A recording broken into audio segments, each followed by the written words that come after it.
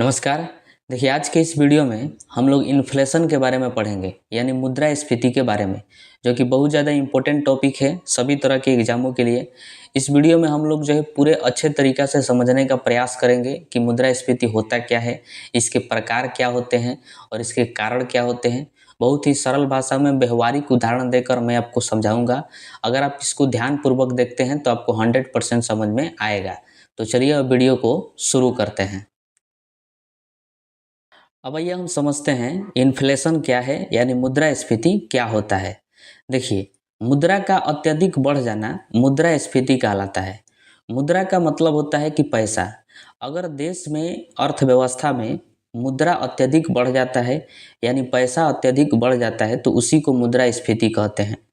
अब जरा अपने से सोचिए कि इसका क्या परिणाम हो सकता है। अगर किसी देश में अत्यधिक मुद्रा हो जाए तो लोगों के पास जो है बहुत ज़्यादा पैसा आ जाएगा, जाहिर सी बात है। अब वो क्या करेंगे कि अंधाधुंध जो है वस्तुएं खरीदना चालू कर देंगे, सेवाएं खरीदना चालू कर देंगे, जिससे वस्तुओं की जो है डिमांड बढ़ जाएगी और वस्तुएं जो है महंगी हो जाएगी। तो मुद्रास्फीति में ये एक कारण होता है कि जो भी वस्तुएं हैं वो महंगी हो जाती है, क्योंकि लोगों के पास पैसा ज़्यादा है और वो बिना मोल भाव के कोई भी चीज़ खरीदना चालू कर देंगे। मोल भाव भी एक बहुत बड़ा चीज़ है। ये महंगाई को जो है कंट्रोल करके रखता है। अगर आप किसी सामान को खरीदते वक्त मोल भाव करते हैं तो इन्फ्लेशन में ये होगा कि वस्तुएं जो है महंगी हो जाएगी। दूसरा है कि मुद्रा का मूल्य जो है वो गिर जाएगा।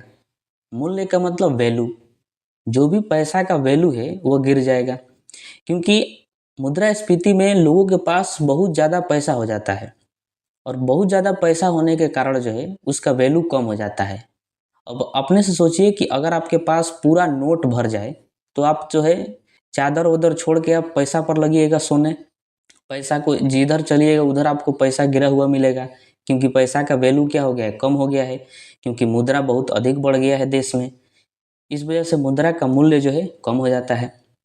मुद्रा का क्रय शक्ति जो है वो भी कम हो जाता है। क्रय शक्ति का मतलब होता है खरीदने की क्षमता। मुद्रा से खरीदने की क्षमता जो है वो कम हो जाती है मुद्रास्फीति में। आइए इसको उदाहरण से समझते हैं। जैसे आज से जो है 10-20 बरस पहले 10 रुपया में जो है 12 केले आते थे, यानी 1 दर्जन केला आता था 10 रुपया में। वही आज देखिएगा कि आज के डेट में उसी 10 रुपया में जो है 2 ही केले आते हैं। इससे आप क्या समझे कि वस्तु जो है वो महंगी हो गई है, क्योंकि 10 रुपये में पहले 12 केले आते थे और आज जो है 10 रुपये में 2 ही केले आ रहे हैं, यानी वस्तु जो है वो महंगी हो गई है। उसके बाद देखिए कि मुद्रा का मूल्य भी गिर गया है। कैसे? पहले 10 रुपया के 12 केले आते थे, यानी उस समय 10 रुपया का वैल्यू अधिक था, और आज 10 रुपया में 2 ही केले आते हैं, यानी आज जो है 10 रुपया का वैल्यू कम है। यानी आज से 10-20 बरस पहले अगर किसी का 10 रुपया गिर जाता था तो वह जो है ज़्यादा अफसोस करता था, क्योंकि उस समय 10 रुपया में वो 12 केले खरीद सकता है और 12 केले खरीद कर अगर वो खा ले तो उसका दिन भर का काम निकल जाएगा। इस वजह से वो ज़्यादा अफसोस करता था, क्योंकि उस समय 10 रुपये का वैल्यू ज़्यादा था। वह 10 रुपये में बहुत सारी चीज़ों को खरीद सकता था।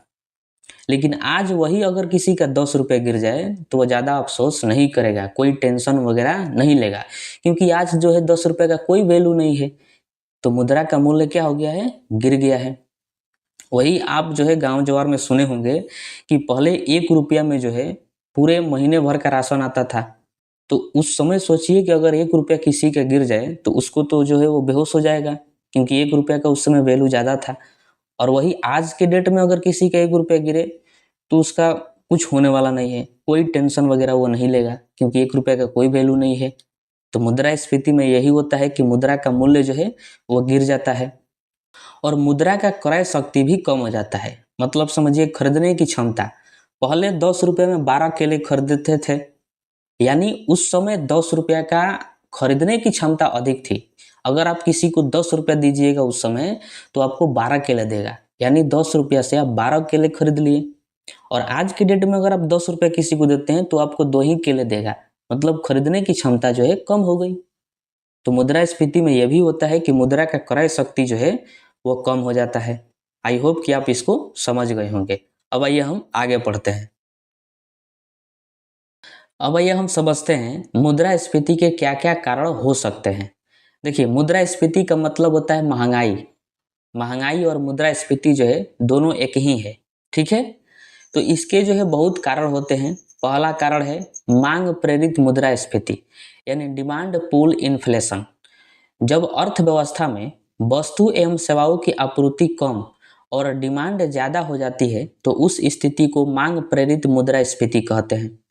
मतलब देखिए कि अगर किसी देश में या फिर अर्थव्यवस्था में किसी वस्तु का डिमांड बढ़ जाए, लोग जो है उस वस्तु को ज़्यादा खरीदने लगें और उसकी आपूर्ति उस हिसाब से कम हो, सप्लाई कम हो, तो वह जो है महंगाई का कारण बनता है, मुद्रास्फीति का कारण बनता है। उसको मांग प्रेरित मुद्रास्फीति कहते हैं। अब ये कैसे होगा इसको समझिए। मान लीजिए कि किसी वस्तु का डिमांड बढ़ गया, लोग उसको ज़्यादा खरीदने लगे, तो मार्केट में उस वस्तु की कमी हो जाएगी, क्योंकि सप्लाई उस हिसाब से नहीं हो रहा है। जितना बेचा जा रहा है उस हिसाब से सप्लाई नहीं होगा तो उस वस्तु की कमी हो जाएगी, और कमी होने के कारण जो है उसका दाम बढ़ा दिया जाएगा, मूल्य बढ़ा दिया जाएगा, तो वस्तु महंगी हो जाएगी। वही क्या हो जाएगा, मुद्रास्फीति, यानी मांग प्रेरित मुद्रास्फीति हो जाएगा। जैसे में देखिए पर्व त्योहार में जो है ये ज़्यादा देखने को मिलता है। जैसे मान लीजिए दिवाली आ गया, तो दिवाली में जो है मिठाई की मांग बढ़ जाती है, लोग ज़्यादा जो है मिठाई खरीदते हैं। इससे मिठाई महंगा हो जाता है, क्योंकि डिमांड ज़्यादा है और मार्केट में मिठाई कम। इस वजह से क्या होगा कि मिठाई जो है महंगा हो जाएगा। वही बिहार का महापर्व है छठ। छठ में देखिएगा हर चीज़ जो है महंगा हो जाता है, क्योंकि हर वस्तु का, हर चीज़ का डिमांड ज़्यादा रहता है, लोग ज़्यादा खरीदते हैं क्योंकि हर चीज़ छठ में लगता है। इस वजह से हर चीज़ जो है महंगा हो जाता है, तो उस महंगाई को कहेंगे मांग प्रेरित मुद्रास्फीति।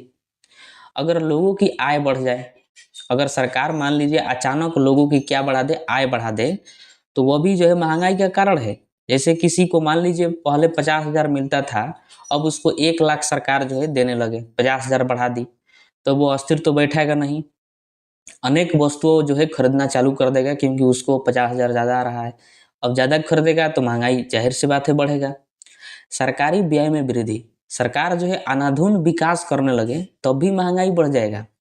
जैसे मान लीजिए सरकार जो है रेलवे बनाने लगे, पटरी बिछाने लगे, प्लेटफॉर्म बनाने लगे, सड़क बनाने लगे, तो इससे जो है वस्तुएं महंगी हो जाएगी। जैसे कि अगर मान लीजिए सरकार पटरी का काम कराने लगे, पटरी बिछाने लगे ज़्यादा, तो इससे पटरी में लोहा लगता है, तो लोहा का डिमांड बढ़ जाएगा।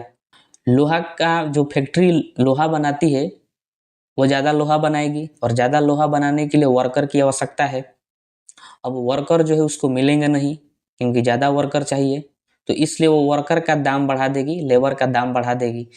अब जो दाम बढ़ाएगी तो लेबर के पास तो वो पैसा जाएगा, तो लेबर के पास जब ज़्यादा पैसा आएगा तो वो ज़्यादा सामान खरीदेंगे, जिससे क्या होगा कि महंगाई बढ़ेगी, तो हो जाएगा मांग प्रेरित मुद्रास्फीति। अगर टैक्स में कमी कर दे सरकार तो लोगों के पास पैसा ज़्यादा हो जाएगा, पैसा ज़्यादा होगा तो ज़्यादा सामान खरीदेंगे, तो वो महंगाई का कारण है, मांग प्रेरित मुद्रास्फीति आ जाएगा। बैंक द्वारा अधिक मात्रा में ऋण देना, बैंक जो है अधिक मात्रा में लोन बांटने लगे, लोगों के पास पैसा ज़्यादा हो जाएगा। जनसंख्या में वृद्धि, जनसंख्या अगर ज़्यादा हो जाए तो ज़्यादा वस्तुओं की खपत होगी, और ज़्यादा वस्तुओं की खपत होगी तो वस्तुओं का मूल्य जाहिर सी बात है कि बढ़बे करेगा, तो हो जाएगा मांग प्रेरित मुद्रास्फीति। सस्ती मौद्रिक नीति, यानी ब्याज की दर को कम कर देना। जो ब्याज की दर है उसको कम कर देंगे तो लोग जो है ज़्यादा ब्याज लेने लगेंगे, ज़्यादा कर्जा लेने लगेंगे, लोन लेने लगेंगे, क्योंकि उनको ब्याज तो कम देना है। तो इससे भी वस्तुएं क्या हो जाएगी, महंगी हो जाएगी, क्योंकि लोगों के पास पैसा ज़्यादा आ जाएगा। सरकार अत्यधिक नोट छाप दे तो भी मांग प्रेरित मुद्रास्फीति आएगा, क्योंकि नोट ज़्यादा हो जाएगा लोगों के पास, तो वही तो मुद्रास्फीति है। जैसे वेनेजुएला में हुआ था, वहाँ पर नोट छाप दिया गया था, तो वहाँ पर जो है मुद्रास्फीति बहुत भयानक हो गया था, तो वह मांग प्रेरित मुद्रास्फीति है। इस तरह की मुद्रास्फीति जो है उभरती हुई अर्थव्यवस्था में देखने को मिलती है, मांग प्रेरित मुद्रास्फीति। इसको ध्यान में रखिएगा, ये पूछा जाता है एग्जाम में कि मांग प्रेरित मुद्रास्फीति किस तरह की अर्थव्यवस्था में देखने को मिलती है, तो उभरती हुई अर्थव्यवस्था में देखने को मिलती है। ठीक है,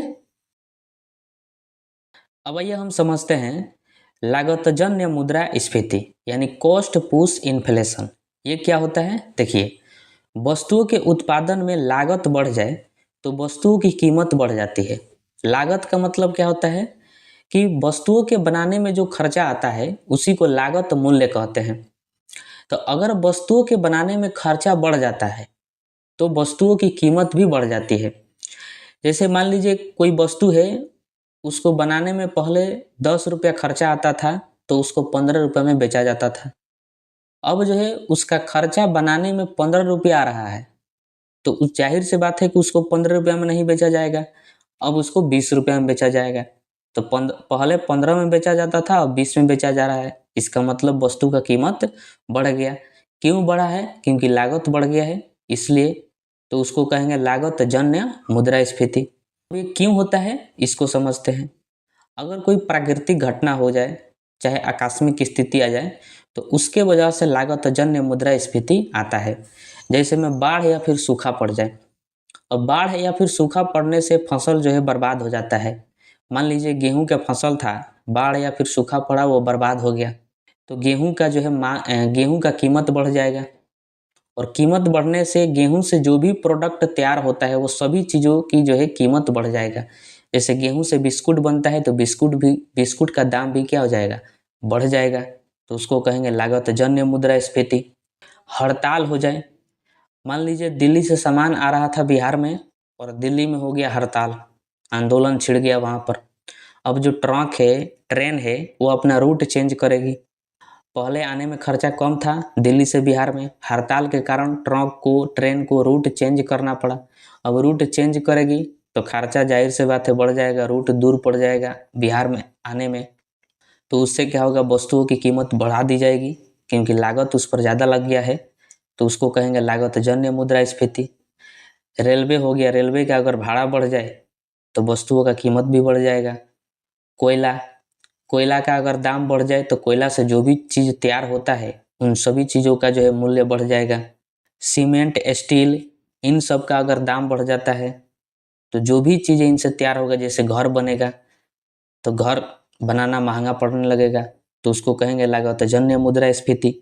विद्युत, बिजली जो है महंगा हो जाए, जैसे बिहार में सबसे ज़्यादा बिहार में महंगा है बिजली, तो बिजली से जो भी तैयार चीज़ किया जाएगा, जैसे मान लीजिए जंगला बनाना है, दरवाज़ा बनाना है लोहा का, तो उसको वेल्डिंग वेल्डिंग करने में बिजली की आवश्यकता पड़ेगी, तो वो भी सब महंगा हो जाएगा। तो उसको कहेंगे लागतजन्य मुद्रास्फीति, क्योंकि लागत ही उनका बढ़ गया है, तो बेचारा वो क्या करेंगे। इन सब के कारण जो है लागतजन्य मुद्रास्फीति आता है। वही है मध्यवर्ती वस्तुओं पर अत्यधिक कर हो जाए। मध्यवर्ती वस्तु का मतलब होता है बीच के वस्तु। जैसे गेहूं से बनता है आटा और फिर आटा से बन जाता है बिस्कुट, तो बीच का वस्तु क्या हो गया? आटा हो गया, क्योंकि बिस्कुट और गेहूं के बीच में आटा है आटा, तो उसको कहेंगे मध्यवर्ती वस्तु। आटा का दाम बढ़ जाएगा तो बिस्कुट का दाम बढ़ेगा, तो इससे भी जो है लागतजन्य मुद्रास्फीति आता है। अप्रत्यक्ष कर में वृद्धि हो जाए, मतलब इनडायरेक्ट जो टैक्स होता है, जैसे आप पढ़ चुके हैं, अगर सरकार वो बढ़ा दे तो हो जाएगा लागतजन्य मुद्रास्फीति, उसके कारण आ सकता है। ठीक है। अब आइए हम मुद्रास्फीति के तीसरे कारण को समझते हैं। वैश्विक कारणों से मुद्रास्फीति यानी इन्फ्लेशन बाय ग्लोबल कॉज।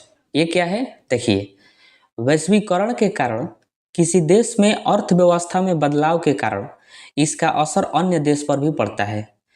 वैश्वीकरण का मतलब है कि अगर मान लीजिए किसी देश में संकट आ जाता है तो उस देश में आयात करने वाले देशों पर इसका असर पड़ता है। यानी वस्तुएं ना आती है ना जाती है, इससे वस्तुएं जो है महंगी हो जाती है। उसी को वैश्विक कारणों से मुद्रास्फीति कहते हैं, यानी महंगाई कहते हैं। जैसे मान लीजिए हम लोग जो है चीन पर ज़्यादा डिपेंडेंट हैं, यानी भारत जो है चीन से बहुत सारी वस्तुओं को खरीदता है। और अगर चीन में कोई घटना घट जाए, कोई बहुत बड़ी संकट आ जाए, चाहे चीन का किसी देश से लड़ाई हो जाए, तो जितने भी वस्तुएं चीन से आती थी भारत में वो नहीं आएगी, क्योंकि वहाँ पर संकट है। तो वह सभी वस्तुएं जो है महंगी हो जाएगी भारत में, जो चीन से आती थी, तो वह महंगी हो जाएगी, तो वही मुद्रास्फीति है। तो उसको जो है वैश्विक कारणों से मुद्रास्फीति कहेंगे। ठीक है। अब आइए हम पढ़ते हैं, बहुत ज़्यादा इंपॉर्टेंट है, मुद्रास्फीति का प्रकार यानी टाइप्स ऑफ इन्फ्लेशन। देखिए जितना इम्पोर्टेंट प्रकार है मैं आपको बताऊंगा, उसको समझाऊंगा, आपको 100% जो है समझ में आएगा और वही जो है आपसे एग्जाम में पूछा जाएगा। ठीक है। पहला प्रकार है रेंगती हुई मुद्रास्फीति। इसी को जो है मंद मुद्रास्फीति के नाम से जाना जाता है। ध्यान रखिएगा, जब वस्तुओं की कीमत जो है 3% तक या उससे कम बढ़ती है तो उसको रेंगती हुई मुद्रास्फीति कहते हैं। देखिए मैंने आपको पहले ही बता दिया है कि मुद्रास्फीति का मतलब होता है महंगाई। महंगाई और मुद्रास्फीति दोनों एक ही है। ठीक है। तो जब किसी भी वस्तु का कीमत अगर 3% तक बढ़ जाए या फिर 3% से थोड़ा कम रहे तो उसको हम लोग कहेंगे रेंगती हुई मुद्रास्फीति। इस प्रकार के मुद्रास्फीति विकसित देशों के लिए बेहतर मानी जाती है। वेरी वेरी इंपॉर्टेंट है, आपको ध्यान में रखना है। पूछेगा कि रेंगती हुई मुद्रास्फीति या फिर मंद मुद्रास्फीति जो है वह किन देशों के लिए अच्छी है, तो जो देश अभी विकसित है उसके लिए जो है यह मुद्रास्फीति बहुत अच्छी है। ठीक है। दूसरा है चलती हुई मुद्रास्फीति यानी वॉकिंग इन्फ्लेशन। देखिए जब मुद्रास्फीति की दर 3 से 10% हो तो उसे चलती हुई मुद्रास्फीति कहते हैं। यानी किसी अर्थव्यवस्था में अगर जो है वस्तुओं की कीमत 3 से 10% बढ़ जाए, मतलब 3 से 10% के बीच में अगर बढ़ जाए तो उसको कहेंगे हम लोग चलती हुई मुद्रास्फीति यानी वॉकिंग इन्फ्लेशन। यह जो है विकासशील देशों के लिए अच्छी मानी जाती है। विकासशील देश का मतलब जो विकास की प्रगति पर हो, विकास अभी धीरे धीरे कर रहा हो, जैसे भारत। भारत में जो है चलती हुई मुद्रास्फीति अगर आ जाए तो वो उसके लिए अच्छी है। क्योंकि देखिए मुद्रास्फीति बढ़िया भी चीज़ है और ख़राब भी चीज़ है। बढ़िया चीज़ क्यों है? क्योंकि अगर ये एक लिमिट में हो तो ये बहुत बढ़िया है। क्योंकि अगर किसी वस्तु का दाम नहीं बढ़ेगा तो ज़रा सोचिए कि बेचने वाले जो भी व्यापारी हैं, चाहे जो भी कंपनियां हैं, क्या वो उसको मोटिवेट मिल पाएगा? मोटिवेशन उसको मिलेगा बेचने के लिए? क्योंकि दाम ही नहीं बढ़ेगा। तो जैसे अगर आप अपने पर सोच कर देखिए कि अगर मान लीजिए आप जो है बिस्कुट बेच रहे हैं और बिस्कुट का दाम जो है हमेशा एक ही दाम है, चाहे कपड़े बेच रहे हैं और कपड़ा का दाम हमेशा आप एक ही दाम में बेच रहे हैं, तो आपका कभी मन करेगा बेचने का? नहीं करेगा। अगर उसका दाम बढ़ जाए तो आप गदगद हो जाइएगा, बहुत ज़्यादा मेहनत करिएगा कि दाम बढ़ गया है, चलो मेहनत करो। तो इससे जो है देश का भी अर्थव्यवस्था बूस्ट होगा, देश की अर्थव्यवस्था भी बढ़ेगी।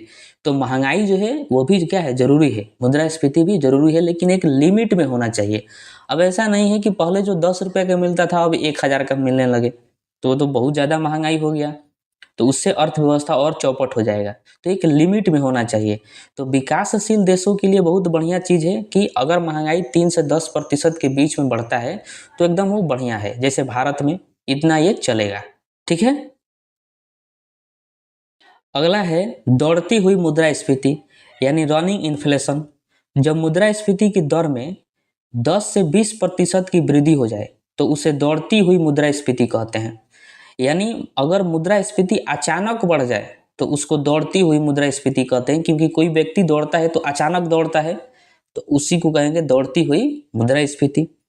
यह किसी भी देश के लिए अच्छी नहीं मानी जाती। अपने से ज़रा सोच के देखिए कि किसी देश में अचानक अगर वस्तुओं का दाम बढ़ जाए तो क्या वो देश के लिए अच्छा होगा? नहीं होगा। मान लीजिए अभी सुबह में जो है कोई वस्तु 10 रुपये मिल रहा है और आप रात को आराम से खा पी कर सोए और सुबह उठे पता चला उसका दाम जो है 1,000 हो गया है, तो आप उसको खरीदिएगा? कभी नहीं खरीद पाइएगा। तो वो हो जाएगा दौड़ती हुई मुद्रास्फीति। अगला है कूदती हुई मुद्रास्फीति यानी ग्लोपिंग इन्फ्लेशन। जब मुद्रास्फीति की दर 20% से भी अधिक हो जाए तो उसको कूदती हुई मुद्रास्फीति कहते हैं। ध्यान रखिएगा कि अगर 20% से भी अधिक महंगा हो जाए कोई वस्तु तो उसको कहा जाएगा कूदती हुई मुद्रास्फीति। आप यहाँ पर एक बात नोट रखिएगा कि जो भी मुद्रास्फीति का प्रकार है वो परसेंटेज पर बांटा गया है। वस्तुओं के जो दाम है उसके परसेंटेज पर, कि कितना परसेंट कोई वस्तु का दाम बढ़ रहा है, उस हिसाब से मुद्रास्फीति का प्रकार को बांटा गया है। ठीक है। और उसके बाद है अति मुद्रास्फीति यानी हाइपर इन्फ्लेशन। जब मुद्रास्फीति की दर 3 अंक से भी अधिक प्रतिशत में बढ़े तो उसे अति मुद्रास्फीति कहते हैं। 3 अंक का मतलब 600%, 500%, 900%। तो ये जो है 3 अंक में है। तो 3 अंक में अगर परसेंटेज में बढ़े तो उसको कहते हैं अति मुद्रास्फीति।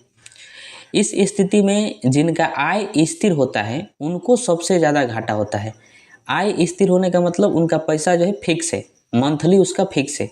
जैसे किसी को वेतन मिल रहा है, मान लीजिए 10,000 रुपये उसको वेतन मिल रहा है और महंगाई जो है 900% बढ़ जाए, तो बताइए उसको 10,000 में कुछ होगा? वो अपना पर्सनल खर्चा भी नहीं निकाल पाएगा। जब महंगाई 900% बढ़ जाएगा और 10,000 रुपये उसको तनख्वाह मिलेगा तो अपना पर्सनल खर्चा भी नहीं निकाल सकता, तो बेचारा वो परिवार क्या चलाएगा? तो उसको जो है अति मुद्रास्फीति कहते हैं। जैसे बीमा पॉलिसी, कोई बीमा है, जमा किया था और उसको बीमा मिला और पता चला महंगाई जो है 900% बढ़ा हुआ है, तो बीमा का कितना रुपया भी उसको मिल जाए उससे कोई उसको फायदा नहीं है, क्योंकि महंगाई ज़्यादा है तो उस पैसा का वैल्यू जो है बहुत कम हो जाएगा। उसी प्रकार बचत है, कोई व्यक्ति है बचत करके रखा और सोचा कि 4-5 साल के बाद उसको निकालेंगे और मान लीजिए अपने बेटी का जो है विवाह वगैरह करेंगे, और उसका 4-5 साल 2025 में पूजा और 2025 में मान लीजिए महंगाई जो है 900% है, तो बताइए कि वो जितना रुपया रखा होगा, मान लीजिए 1 लाख 2 लाख रुपया, तो क्या उसको फायदा होगा? क्योंकि महंगाई तो बहुत ज़्यादा हो गया है, तो 1-2 लाख रुपया का तो वो तो किसी को खाना भी नहीं खिला पाएगा वो बाराती वगैरह को, तो वो हो जाएगा अति मुद्रास्फीति। उसी प्रकार बॉन्ड होता है, मतलब जो पैसा पहले से फिक्स है उसका मूल्य जो है घट जाता है अति मुद्रास्फीति में, क्योंकि महंगाई बढ़ जाता है और वो भी 3 अंक में महंगाई बढ़ता है, तो उसी को अति मुद्रास्फीति कहते हैं। जैसे हाल ही में वेनेजुएला में देखने को मिला, वेनेजुएला एक देश है, तो वहाँ पर जो है अति मुद्रास्फीति देखने को मिला। वहाँ पर जो एक पाव रोटी होता है उसका दाम 1.5 लाख रुपया था, मतलब 1.5 लाख में एक पाव रोटी आता था। और जो चाय का एक कप होता है उसका दाम जो है 2.5-3 लाख रुपया था एक कप चाय का, तो वहाँ पर अति मुद्रास्फीति हो गया था। ठीक है, अब हम समझते हैं कि आखिर मुद्रास्फीति को मापा कैसे जाता है, महंगाई कैसे पता लगाया जाता है कि कितना परसेंट बढ़ा है। तो इसके लिए जो है सरकार कुल 2 विधियों का उपयोग करती है। पहला है थोक मूल्य सूचकांक यानी WPI और दूसरा है उपभोक्ता मूल्य सूचकांक यानी CPI। आपको 100% समझ में आएगा। हम लोग जो इन दोनों को विस्तार से पढ़ेंगे। अगर आप कहीं पर भी नहीं समझे हैं तो आप निश्चित रहिए, यहाँ पर आपको 100% समझ में आ जाएगा। ठीक है, तो देखिए आपको पता है कि अगर हम नॉर्मली ऐसे निकालें किसी वस्तु को कितना महंगा हुआ है, तो हम लोग क्या करते हैं, पहले देखते हैं कि वह वस्तु का कीमत पहले कितना था और अब कितना है, दोनों को माइनस कर देंगे, पता चल जाएगा कि वस्तु कितना महंगा हुआ है। जैसे मान लीजिए कि कोई वस्तु है, पहले जो है 100 रुपया का पड़ता था और अब जो है 110 रुपया का पड़ रहा है, तो हम लोग क्या करेंगे कि 110 में से 100 को घटा देंगे जो पहले पड़ता था और माइनस करेंगे तो कितना आएगा 10, यानी हम कहेंगे कि ये वस्तु जो है 10 रुपया महंगा हो गया है। उस हिसाब से कहेंगे कि 10% वस्तु जो है महंगा हो गया है। तो इसी तरह से जो है सरकार भी निकालती है, लेकिन सरकार का जो है थोड़ा नियम अलग है। जैसे थोक मूल्य सूचकांक का प्रयोग करती है। अब देखिए कोई अगर व्यक्ति है चाहे कोई फैक्ट्री है जो वस्तु का निर्माण करता है तो उसको निर्माता कहते हैं, और निर्माता जो है थोक विक्रेता से सामान बेच देता है और थोक विक्रेता खुदरा विक्रेता से बेचता है और खुदरा विक्रेता जो है वो उपभोक्ता से बेच देता है, यानी ग्राहक से कोई भी सामान बेच देता है। तो जो थोक विक्रेता होता है वह डायरेक्टली उस फैक्ट्री से सामान खरीदता है, तो सरकार जो है उसी थोक विक्रेता से संपर्क करती है, फैक्ट्री में संपर्क नहीं करती, थोक विक्रेता से संपर्क करती है और उससे पूछती है कि बताओ तुम पहले जो है कोई वस्तु पहले कितना में खरीदते थे और अब कितना में खरीद रहे हो, इन दोनों का आंकड़ा लेती है सरकार। तो थोक विक्रेता मान लीजिए कोई है और कहता है कि पहले हम उस वस्तु को 100 रुपया में खरीदते थे फैक्ट्री से और अब जो है हम 110 रुपये में खरीदते हैं, तो सरकार इन दोनों आंकड़ों को ले लेती है, देखती है कि पहले 100 रुपया में खरीदता था और अब जो है 110 रुपया में खरीद रहा है, तो 110 में से 100 को घटाएगी, पता चलेगा 10 आया, यानी वस्तु का कीमत जो है 10% बढ़ गया है। तो सरकार कहेगी कि मुद्रास्फीति जो है 10% है, यानी महंगाई जो है 10% है। उसी को थोक मूल्य सूचकांक कहते हैं। थोक मूल्य सूचकांक इसलिए कहते हैं क्योंकि थोक विक्रेता से आंकड़ा लेती है सरकार, यानी थोक वस्तुओं पर जो है महंगाई का पता लगाती है कि थोक वस्तुओं पर कितना दाम बढ़ा है अभी और पहले कितना था। इसीलिए उसको जो है थोक मूल्य सूचकांक कहा जाता है, यानी होलसेल प्राइस इंडेक्स, शॉर्ट में इसको WPI कहते हैं। ठीक है। और जब उपभोक्ता से मूल्यों की जानकारी लेती है, उपभोक्ता मतलब ग्राहक, हम लोग डायरेक्टली वस्तु को खरीद के उपभोग करते हैं तो हम लोग उपभोक्ता हो गए। तो जब उपभोक्ता से सरकार मूल्यों की जानकारी लेती है तो उसको जो है उपभोक्ता मूल्य सूचकांक कहते हैं। सरकार जो है उपभोक्ता से पूछती है, मतलब ग्राहक से, कि बताओ पहले तुम्हें कितना में मिलता था कोई वस्तु और अब कितना में मिल रहा है, और दोनों को पकड़ के माइनस करती है, यानी आंकड़ा निकाल कर उसको सॉल्व करती है। तब जाके पता चलता है कि कितना महंगाई है, तो उसको जो है कंज्यूमर प्राइस इंडेक्स कहते हैं, यानी CPI कहते हैं। ठीक है। तो अब आपको जो है ये बिल्कुल समझ में आ गया होगा कि WPI और CPI क्या है, किस तरीका से इसके माध्यम से जो है मुद्रास्फीति यानी महंगाई का पता लगाया जाता है। ठीक है। अब देखिए, उपभोक्ता तो कोई एक नहीं है, जैसे थोक विक्रेता एक होगा, थोक विक्रेता जो है वो एक हो सकता है, मतलब थोक विक्रेता की देश में संख्या में कमी होगी, लेकिन उपभोक्ता जो है देश का हर नागरिक है, तो हर नागरिक से जो है पूछ पाना संभव नहीं है सरकार के लिए।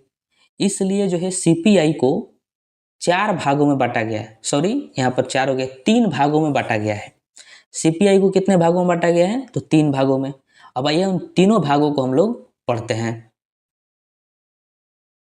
तो CPI को जो है 3 भागों में बांटा गया है, क्योंकि सरकार के लिए संभव नहीं है कि देश के प्रत्येक नागरिक से, प्रत्येक उपभोक्ता से ये पूछ सके कि पहले आप वस्तु कितना में खरीदते थे और अब आप कितना में खरीद रहे हैं। इसलिए सरकार CPI को कुल 3 भागों में बांट दी है, ग्रुप वाइज, ताकि पूछना जो है आसान हो जाए, आंकड़ा इकट्ठा करना आसान हो जाए। पहला है औद्योगिक श्रमिक, यानी इंडस्ट्रियल वर्कर्स, जिसको शॉर्ट में IW कहा जाता है। वेरी वेरी इंपॉर्टेंट है, ध्यान रखिएगा इसको। इसमें सरकार क्या करती है कि सरकारी कर्मचारियों से वेतन पूछती है कि बताइए पहले आपको वेतन कितना मिलता था और अब आपको वेतन जो है कितना मिल रहा है, इसके बारे में जानकारी लेती है। क्योंकि वेतन जब बढ़ेगा तो वस्तु ज़्यादा खरीदेगा, और वस्तु ज़्यादा खरीदेगा तो जाहिर सी बात है कि वस्तु का मूल्य जो है, दाम कीमत उसका बढ़ जाएगा, तो महंगाई बढ़ गया। तो यह औद्योगिक श्रमिक है जो कि CPI के अंतर्गत आता है। ठीक है। दूसरा है कृषि मजदूरी, यानी एग्रीकल्चर लेबरर्स, जिसको शॉर्ट में AL कहते हैं। इसमें मजदूरों के मजदूरी का आकलन किया जाता है कि पहले मजदूर को कितना मिलता था, अब मजदूरी कितना मिल रहा है मजदूरों को, तो उसको कृषि मजदूरी कहते हैं। इसकी भी जानकारी सरकार को होती है, जो CPI के अंतर्गत आता है।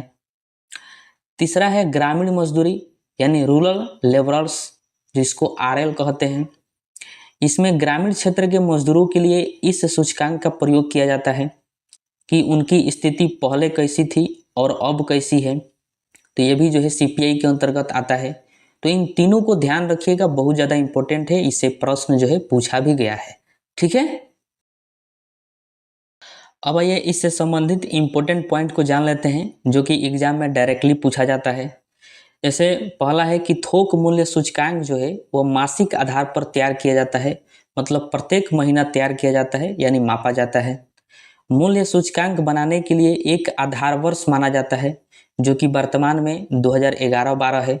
मैंने आपको बताया कि पता लगाया जाता है कि पहले कितना रुपया वस्तु का कीमत था, तो पहले का मतलब क्या है, आधार वर्ष माना जाता है। पता लगाया जाए कि 2011-12 में उस वस्तु का मूल्य कितना था और अब कितना है, उसी को माइनस किया जाता है, तो वही आधार वर्ष हो गया। तो ध्यान रखिएगा 2011-12 है। और सूचकांक जो है हमेशा 100 माना जाता है। सूचकांक हमेशा कितना माना जाता है, 100, जैसा कि मैंने आपको बताया। WPI की गणना जो है वाणिज्यिक एवं उद्योग मंत्रालय के आर्थिक सलाहकार कार्यालय द्वारा की जाती है। वेरी वेरी इंपॉर्टेंट है, ध्यान रखिएगा। वही CPI की बात करें तो CPI की गणना जो है केंद्रीय सांख्यिकी कार्यालय, सांख्यिकी और कार्यक्रम कार्यान्वयन मंत्रालय द्वारा की जाती है। तो ये दोनों पॉइंट को ध्यान रखिएगा, बहुत ज़्यादा इंपॉर्टेंट है। अब आइए हम समझते हैं WPI की बास्केट। बास्केट का मतलब होता है टोकरी। मैंने आपको अभी पढ़ाया कि थोक मूल्य सूचकांक जो है, यानी WPI, सरकार द्वारा जब निकाला जाता है तो उसमें जो है देखा जाता है कि थोक विक्रेता से आंकड़ा इकट्ठा किया जाता है। तो जो थोक विक्रेता होता है वो कोई ना कोई वस्तु तो खरीदता होगा, तो उन्हीं वस्तुओं का जो है एक समूह बनाया गया है WPI में, जिसको WPI की बास्केट कहते हैं। और WPI की बास्केट में जो है कुल 697 वस्तुएं हैं वर्तमान में। मतलब इन्हीं 697 वस्तुओं में से कोई वस्तु अगर थोक विक्रेता खरीदता होगा तो सरकार उस थोक विक्रेता से उसकी आंकड़ा पूछेगी कि पहले कितना में खरीदते थे और अब कितना में खरीद रहे हो। उसी का जो है सरकार लिस्ट दी है, समूह दी है, जिसको WPI की बास्केट कहते हैं। और इसको 3 समूहों में बांटा गया है: प्राथमिक वस्तुएं, ईंधन एवं ऊर्जा और विनिर्मित उत्पाद। ठीक है, इधर है वस्तुओं की संख्या और इधर भ्रांश है। देखिए, प्राथमिक वस्तुओं में जो है 117 वस्तु को शामिल किया गया है और इसका भ्रांश क्या है? 22.62%। मैं आपको अभी बताऊंगा उदाहरण से कि भ्रांश क्या होता है। ईंधन एवं ऊर्जा में देखिए कि 16 वस्तुओं को शामिल किया गया है और इसका भ्रांश जो है 13.15% है। विनिर्मित उत्पाद में जो है 564 वस्तुओं को शामिल किया गया है और इसका भ्रांश कितना है? 64.23% है। इस प्रकार जो है कुल 697 वस्तुएं हो जाती है और भ्रांश कुल 100% हो जाता है। तो अगर इन वस्तुओं में से अगर कोई थोक विक्रेता खरीदता है तो उससे सरकार जो है आंकड़ा लेती है और उसको सॉल्व करती है, उसी को थोक मूल्य सूचकांक कहा जाता है। आइए इसको उदाहरण से समझते हैं। मान लीजिए कोई विनिर्मित उत्पाद है, मान लेते हैं कि बिस्कुट है। विनिर्मित उत्पाद क्या है? बिस्कुट। और बिस्कुट जो है अब जो है 40 रुपया में मिल रहा है और आधार वर्ष आपको पता है 2011 वर्ष लिया जाता है। और 2011 वर्ष में इसी बिस्कुट का दाम जो है 20 रुपया था और अब वो कितना मिल रहा है? 40 रुपया मिल रहा है। तो कितना दाम बढ़ा है? 20 रुपया दाम बढ़ गया है। तो हम क्या करेंगे, इसकी महंगाई पता करेंगे कितना परसेंट बढ़ा है। तो देखिए 20 गुणे और 64.23% लेंगे। क्यों लेंगे? क्योंकि बिस्कुट जो है विनिर्मित उत्पाद है और विनिर्मित उत्पाद का भ्रांश कितना है? 64.23%। तो 20 में हम 64.23% से गुणा करेंगे और बटे में 100 रखेंगे। ठीक है, और इसको सॉल्व करेंगे तो आएगा 12.8%। यानी जो बिस्कुट है वो 12.8% जो है उसका दाम बढ़ गया है। ठीक है, तो जो भी वस्तु होता है उस वस्तु को देखते हैं कि किस कैटेगरी में है, उस कैटेगरी का भ्रांश कितना है और कितना दाम बढ़ा है उतना में गुणा कर देते हैं, परसेंटेज निकल जाता है, उतना ही परसेंटेज उस वस्तु का दाम बढ़ा है। ठीक है, तो ये है WPI की बास्केट। ठीक है, अब आइए हम मुद्रास्फीति के प्रभाव को समझते हैं, जो कि बहुत ज़्यादा इम्पोर्टेंट है। और ध्यान रखिएगा कि मुद्रास्फीति में सबसे ज़्यादा जो प्रश्न पूछा जाता है, इससे ही पूछा जाता है कि बताइए कि मुद्रास्फीति में किन निम्नलिखित में से जो है किन को लाभ होता है, किन को हानि होता है, इस तरह से पूछता है। और बच्चे सबसे बड़ा दिक्कत क्या है उन लोगों में कि वो जो है इसको रटने लगते हैं और रटने से जो है उनको समझ में आता नहीं है। तो इसका मैं आपको तरीका बताऊंगा याद करने का, आप इसको प्रॉपर समझ जाइए, क्योंकि जो भी पूछेगा तो आप उसको समझकर आंसर दे सकते हैं। क्योंकि मुद्रास्फीति का मतलब आप जानते हैं कि महंगाई हो जाना, महंगा हो जाना किसी वस्तु का, वही क्या है? मुद्रास्फीति है। तो देखिए, उपभोक्ता को मुद्रास्फीति में हानि होता है। उपभोक्ता का मतलब ग्राहक, उपभोग करने वाला जो ग्राहक है, तो उसको हानि होगा, क्योंकि मुद्रास्फीति में वस्तु जो है महंगी हो जाएगी, तो जो ग्राहक है वो खरीदेगा तो उसको महंगा खरीदना पड़ेगा, तो जाहिर सी बात है ग्राहक को क्या हो जाएगा? हानि होगा। ठीक है, वही उत्पादक को लाभ होता है। उत्पादक का मतलब जो उत्पादन कर रहा है उसको जो है लाभ हो जाता है, क्योंकि वो अत्यधिक उत्पादन करेगा, क्योंकि उसको लाभ है। वस्तुएं जो है महंगा बेची जा रही है तो वो बहुत ज़्यादा उत्पादन करेगा और उसको लाभ हो रहा है, तो उत्पादक को क्या होता है? लाभ होता है। ऋणदाता यानी लेनदार को हानि हो जाती है। लेनदार का मतलब, जैसे मान लीजिए कि मैं जो है आपको आज से 2 साल पहले 10,000 रुपये कर्जा दिए थे और उस समय जो है 10,000 रुपये का वैल्यू है और आज जो है महंगाई बहुत ज़्यादा हो गया, मुद्रास्फीति आ गया। अब जरा सोचिए कि अगर आप मुझको जो है 10,000 रुपया लौटाइएगा तो उस समय जो 2 साल पहले 10,000 रुपये का वैल्यू था, आज महंगाई बढ़ने के बाद 10,000 रुपये का वैल्यू होगा? नहीं होगा तो मैं लेनदार हो गया, यानी ऋणदाता हो गया। तो आप हमको 10,000 रुपये दीजिएगा तो उसका कोई वैल्यू नहीं है, तो हमको जो है हानि हो गया। वही ऋणी यानी देनदार को लाभ हो जाता है। आप 10,000 रुपया दीजिएगा क्योंकि वैल्यू उसका कम है, तो आप खुशी खुशी 10,000 रुपये दे दीजिएगा हमको, तो देनदार को जो है लाभ हो गया। सार्वजनिक बचत में कमी आती है, बचते नहीं होगा तो कमी आ गया। सार्वजनिक व्यय में वृद्धि आता है, आयात में वृद्धि होता है, निर्यात में जो है कमी हो जाता है मुद्रास्फीति में, रोजगार में वृद्धि हो जाता है। देखिए मुद्रास्फीति यानी जब महंगाई बढ़ेगा तो रोजगार में वृद्धि हो जाएगा। इसी को फिलिप्स वक्र कहते हैं, हम आगे समझेंगे इसको। जैसे महंगाई बढ़ेगा तो कंपनियां फैक्ट्रियां में उत्पादन ज़्यादा होगा, और उत्पादन ज़्यादा करने के लिए जो है लेबर की आवश्यकता है, तो लेबर बहुत अधिक लगेंगे, तो बहुत अधिक लेबर को बुलाया जाएगा जिससे रोजगार बढ़ जाएगा। इसलिए रोजगार में क्या हो जाएगा, वृद्धि हो जाएगा मुद्रास्फीति के कारण। स्थिर आय समूह में जो है हानि होता है। स्थिर आय समूह मतलब जो भी पैसा फिक्स हो गया है पहले से, उसमें हानि होगा, क्योंकि उसका वैल्यू कम हो जाता है मुद्रास्फीति में, महंगाई बढ़ जाता है तो उसको हानि हो जाता है। पेंशन भोगी वर्ग को भी हानि होता है। पेंशन भोगी वर्ग मतलब मान लीजिए कोई व्यक्ति है, उनको पेंशन मिल रहा है 40,000 रुपया, और महंगाई बढ़ गया तो उनको तो हानि होकर करेगा, क्योंकि अभी भी 40,000 रुपया है, पेंशन तो बढ़ने वाला है नहीं, तो उनको हानि हो जाएगा। बॉन्ड धारक को जो है हानि होता है, मतलब जो बॉन्ड है पहले से फिक्स है उसको भी क्या हो जाएगा, हानि हो जाएगा।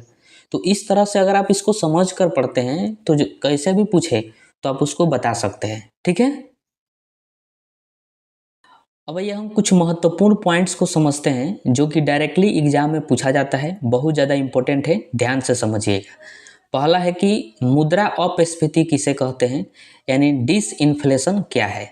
देखिए मुद्रा को नियंत्रण करने के उपाय को मुद्रा अपस्फीति कहते हैं। मतलब मुद्रास्फीति को जिस नियम से, जिस उपाय से नियंत्रण करते हैं, उसी उपाय या फिर नियम को मुद्रा अपस्फीति कहा जाता है। इसमें क्या किया जाता है कि वस्तुओं की जो कीमत है उसको धीरे धीरे कम किया जाता है, अचानक कम नहीं करते हैं, ये भी दिमाग वाला काम है। अगर वस्तु का कीमत बढ़ा हुआ है यानी मुद्रास्फीति है, और उसका दाम को अगर हम अचानक कम कर दें तो जितना भी उत्पादन करने वाला फैक्ट्री है वो सब के सब जो है खत्म हो जाएगा, सब जो है बिला जाएगा, क्योंकि अचानक दाम उसका कम हो जाएगा तो सारे वर्कर जो है भाग जाएंगे। इसलिए अचानक कम नहीं करते हैं, धीरे धीरे उसको कम करते हैं, उसी को जो है मुद्रा अपस्फीति कहा जाता है, यानी उस पर नियंत्रण पाया जाता है, ठीक है। उसके बाद एक होता है मंदी यानी रिसेशन। जब अर्थव्यवस्था में तरलता अत्यधिक घट जाती है तो उस स्थिति को मंदी कहते हैं। तरलता का मतलब होता है नगदी पैसा, जो अभी आपके पॉकेट में, आपके घर पर जो भी पैसा होगा उसी को तरलता कहते हैं, नगदी पैसा है। तो उसकी अगर अर्थव्यवस्था में कमी हो जाए, देश में कमी हो जाए, तो उसको कहते हैं कि मंदी हो गया है, लोगों के पास पैसा नहीं है कोई चीज़ खरीदने का, तो उसको कहेंगे मंदी है।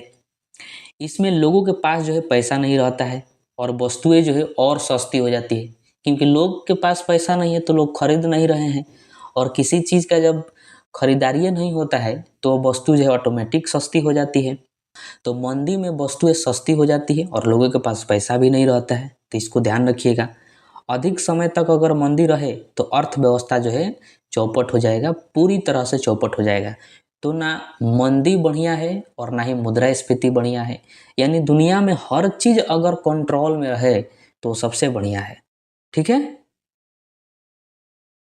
अब ये हम अगला पॉइंट समझते हैं, मंदीगत मुद्रास्फीति, जिसको स्टैगफ्लेशन कहते हैं। बहुत ज़्यादा इंपॉर्टेंट है, कई बार एग्जाम में ये पूछा गया है, इसको ध्यान से समझिएगा। जब अर्थव्यवस्था में मंदी एवं मुद्रास्फीति दोनों साथ साथ आ जाए तो उसको जो है स्टैगफ्लेशन कहते हैं। अब ये बच्चों को समझ में नहीं आता है कि आखिर मंदी और मुद्रास्फीति दोनों साथ साथ कैसे आ सकता है। तो देखिए आ सकता है, जैसे भारत में आया था कोविड के समय में, कोरोना काल में भारत में जो है स्टैगफ्लेशन देखने को मिला। स्टैगफ्लेशन में क्या है कि मंदी और मुद्रास्फीति दोनों आ जाएगा। तो लोगों के पास कोरोना के समय में पैसा नहीं थे, क्योंकि सारा कार्य जो है बंद था, सब चीज़ बंद था कोरोना के समय में, तो लोग कार्य नहीं कर रहे थे, और बिना कार्य का तो पैसा मिलेगा नहीं, तो लोगों के पास पैसा नहीं था, तो वो हो गया मंदी, क्योंकि तरलता कम था तो मंदी हो गया। और कोरोना में सभी वस्तुएं जो है महंगी हो गई थी। ऑक्सीजन सिलेंडर का दाम 1.5 लाख 2.5 लाख रुपया था, तो महंगा हो गया था। तो वह हो गया मुद्रास्फीति, क्योंकि सभी वस्तुएं उस समय महंगी थी तो मुद्रास्फीति, और लोगों के पास पैसा भी नहीं था तो मंदी हो गया। यानी दोनों देखने को मिला कोरोना काल में, तो उसको हम लोग कहेंगे स्टैगफ्लेशन। और ये जो है बहुत खतरनाक है क्योंकि दोनों है। तो इसमें सरकार क्या करती है, दिमाग से कार्य लेती है। सबसे पहले सरकार जो है लोगों के पास तरलता बढ़ाती है, यानी मंदी को खत्म करने का प्रयास करती है कि लोगों के पास तरलता आए। पैसा बांटना चालू करती है सरकार, लोन पर लोन, कर्जा पर कर्जा पूरा सरकार देती है ताकि लोगों के पास तरलता बढ़ जाए। और लोगों के पास तरलता बढ़ेगा तो ऑटोमेटिक मंदी जो है खत्म हो जाएगा। अब लोग जो है टूट पड़ेंगे सामान खरीदने के लिए, धुआंधार सामान खरीदेंगे। अब धुआंधार सामान खरीदेंगे तो मुद्रास्फीति और बढ़ जाएगा। उसके बाद सरकार जो है मुद्रास्फीति को धीरे धीरे धीरे धीरे कंट्रोल कर लेगी। इससे जो है पूरा कंट्रोल हो जाएगा और स्टैगफ्लेशन खत्म हो जाएगा। तो ये होता है स्टैगफ्लेशन।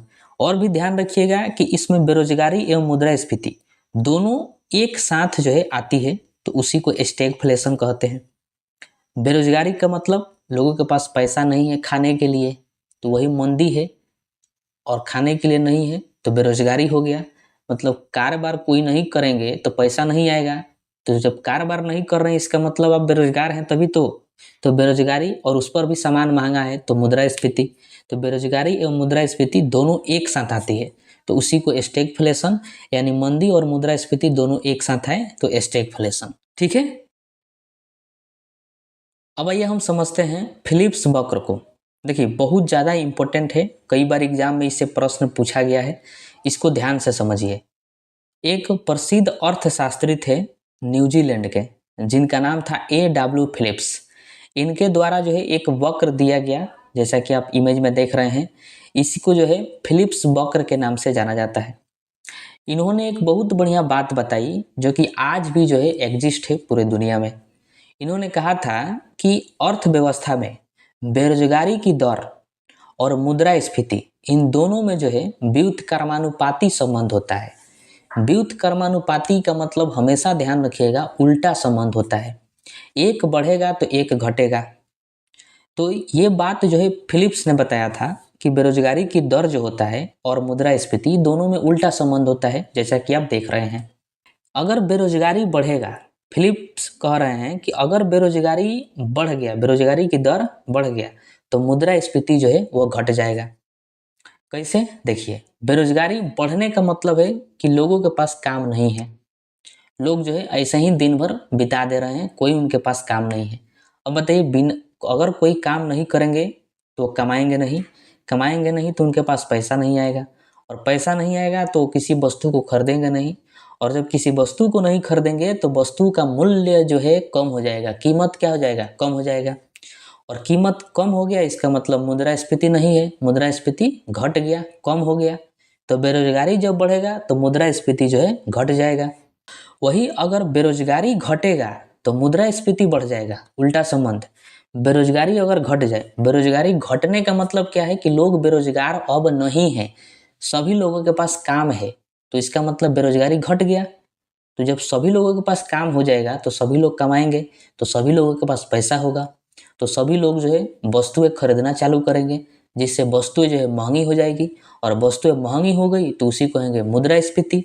तो यानी बेरोजगारी जब घटेगा तो मुद्रास्फीति बढ़ जाएगा। ये बात जो है फिलिप्स ने कहा था, जिसको फिलिप्स वक्र के नाम से जाना जाता है।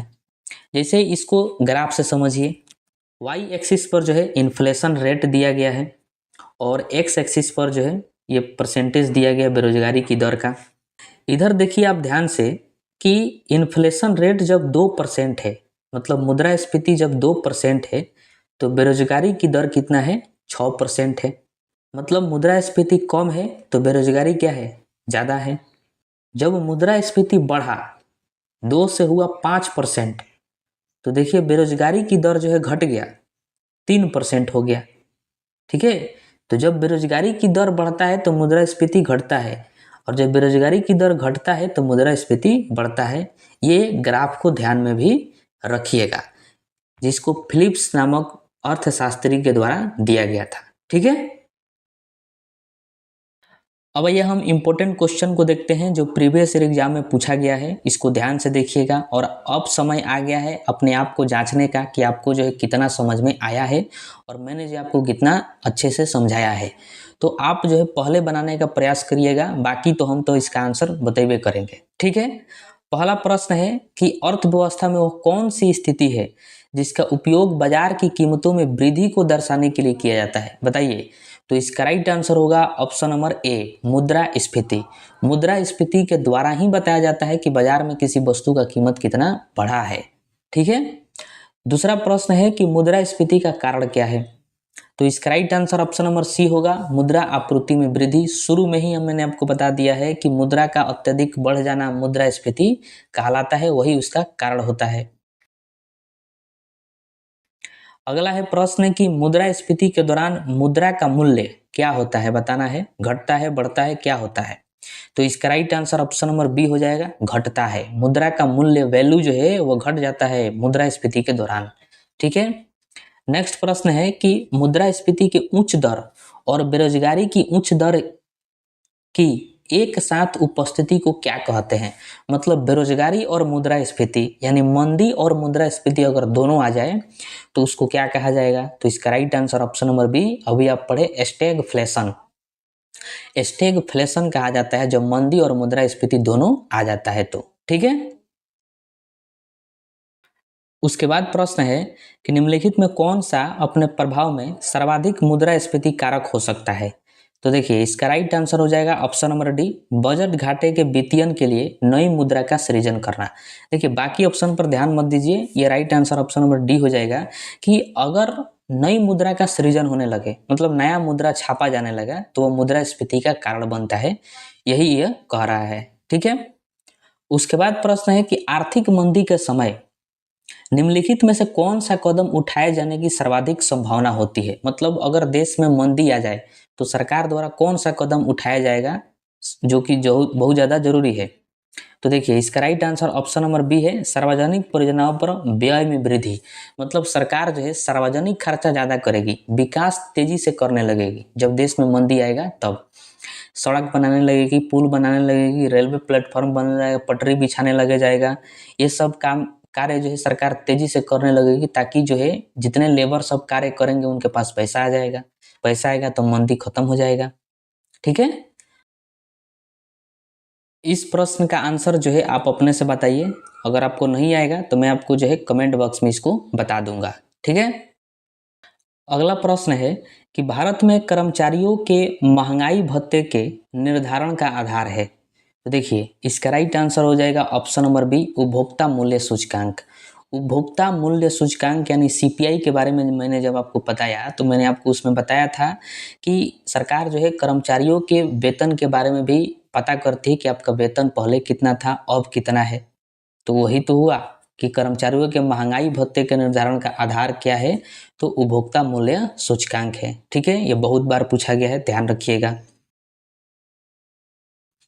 अगला है कि निम्न में कौन मुद्रास्फीति में सर्वाधिक लाभ पाता है, बताइए। इसमें से कौन है जब इन्फ्लेशन आएगा तो सबसे ज़्यादा लाभ होगा। तो देखिए ऋणी को, ऋणी का मतलब कौन है, जो पहले से कर्जा ले लिया है और मुद्रास्फीति हो गया तो उसको देने में आसानी होगा, क्योंकि पैसा का जो भी है मुद्रा उसका वैल्यू कम हो गया है तो आसानी से दे देगा, उसको कोई दिक्कत नहीं होगा, तो उसको लाभ हो जाता है। अगला प्रश्न है कि निम्नलिखित कथनों में कौन सा कथन सही है। इसमें से बताना है कौन कथन सही है। पहला कह रहा है मुद्रास्फीति बंद पत्र धारक को लाभ पहुंचाती है, नहीं, उनको घाटा हो जाता है। जो भी बॉन्ड होता है बॉन्ड धारक को उनको घाटा होता है। बी है मुद्रास्फीति उधार लेने वाले को लाभ पहुंचाती है, हाँ ये सही हो जाएगा। तीसरा है कि मुद्रास्फीति अस्थायी समूह को लाभ पहुंचाती है, यह भी गलत है। और चौथा है इनमें से कोई भी नहीं। तो देखिए इसका right answer option number B हो जाएगा कि मुद्रास्फीति उधार लेने वालों को लाभ पहुंचाती है। आप जो है उधार पहले ले लिए हैं किसी से और अब जो है देश में मुद्रास्फीति हो गया तो मुद्रा का वैल्यू, पैसा का वैल्यू कम हो गया, तो आप उसको उधार जो है आसानी से लौटा सकते हैं, तो आपको जो है लाभ हो गया। ठीक है,